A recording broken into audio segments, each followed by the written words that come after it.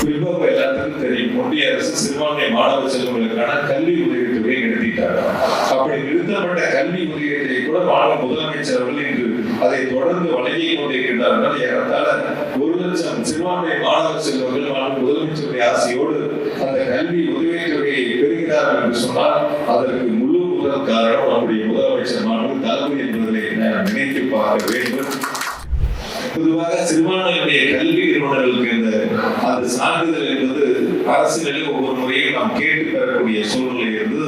முதலமைச்சர்கள் மாற்றி ஏறத்தாழ 100க்கும் மேற்பட்ட அந்த கல்வி நிலையங்களுக்கு அந்த சிறுபான்மை சான்றிதழை வழங்கி இருக்கக்கூடிய முதலமைச்சர் மாண்பு தளபதி என்பதை கல்வியினர்களை வழிநடத்தி கொண்டிருக்கின்ற மக்கள் பாராட்டி கொண்டிருக்கிறார்கள்.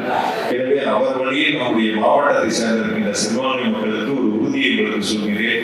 உங்கள் குடும்பத்தில் ஒருவனாக, உங்கள் சகோதரனாக உங்கள் தேவைகளை பூர்த்தி செய்யக்கூடிய உங்கள் குடும்ப நண்பராக இருந்து நிச்சயமாக நீங்கள் சொல்லுகின்ற கோரிக்கைகளை முழுவதுமாக நிறைவேற்றி தருவேன் என்ற உறுதியை உங்களுக்கு அன்போடு தெரிவித்துக் கொள்கின்றேன். மாவட்ட அளவில் செய்யக்கூடிய பணிகளை நாங்களே முன்னேற்றி நிறைவேற்றி தருகின்றோம். முதலமைச்சருடைய கவனத்திற்கு எடுத்து செல்ல வேண்டிய கோரிக்கை என்றால் நிச்சயமாக உங்கள் சார்பாக நானே முதலமைச்சருடைய கவனத்திற்கு எடுத்து சென்று அதையும் நிறைவேற்றி தருவோம் என்ற உறுதியை உங்களுக்கு அன்போடு தெரிவித்துக் கொள்கின்றேன். இங்கு பேசுகின்ற பொழுது கூட சகோதரர்கள் முழுமையாக எடுத்து சொன்னார்கள். புனித பயணம் செய்யக்கூடியவர்களுக்கு சென்னையிலே 65 கோடி ரூபாய் மதிப்பீட்டில் மிக பிரமாணமாக கட்டிடம் அமைப்பதற்கான அறிவிப்பை பார்த்த பொழுது உள்ளபடி மிகுந்த மகிழ்ச்சி அடைகிறேன். ஏன்னா அந்த பயணத்துக்கு செல்லக்கூடியவர் ஒவ்வொருவரும் ஒரு இடத்திலே தங்கி அதற்கு பிறகு புறப்பட்டு செல்வது அனைவரும் ஒரே இடத்தில் இருக்கக்கூடிய ஒரு மகத்தான வாய்ப்பை முதலமைச்சர் எந்த அளவுக்கு சிந்திச்சிருக்காங்கன்னு பார்க்கணும். முதலமைச்சருடைய சிந்தனை எந்த அளவுக்கு அதில் அடங்கி இருக்கிறது என்பதை மட்டும் நாம் ஒரு கணம் சிந்தித்து பார்க்க. யாராவது இப்படி ஒரு சிந்தனை வருமா? யாராவது அதை யோசித்து பார்க்க முடியுமா? இதுவரை இருந்தவர்கள் யாரையும் அதை யோசிக்கவில்லை.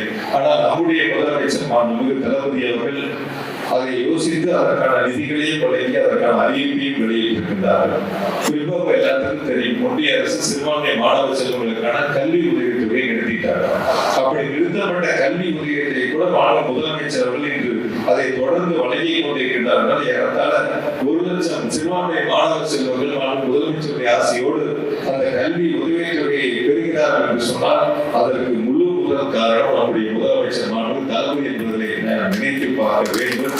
எனவே ஒரு உறுதியை மீண்டும் ஒரு முறை உங்களிடத்திலே அன்போடு எடுத்து சொல்கிறேன். உங்களுக்கான அரசு, நமக்கான அரசு, நமக்கான முதலமைச்சர், நம்மை பாதுகாக்கின்ற முதலமைச்சர், நம்மை பாதுகாக்கின்ற அரசு திராவிட மாடல் அரசு என்பதை நெஞ்சிலே நிலைநிறுத்தி வரக்கூடிய காலங்களில் தொடர்ந்து ஆதரவை தருகின்ற நீங்கள் அனைவரும் வரக்கூடிய காலங்களிலும் முழுமையான ஆதரவை வழங்கிட வேண்டும் என்று அன்போடு கேட்டுக்கொண்டு உங்களிடத்தில் ஒரு அன்பான வேண்டுகோளாக வைப்பது, பள்ளிவாசல் சார்பாக நம்முடைய சமுதாயத்தை சார்ந்திருக்கக்கூடிய ஏழை எளிய மக்களுக்கு ஏதேனும் உதவிகள் செய்திட வேண்டும் என்று சொன்னாலும் கூட அதையும் நாங்கள் செய்வதற்கு தயாராக இருக்கிறோம்.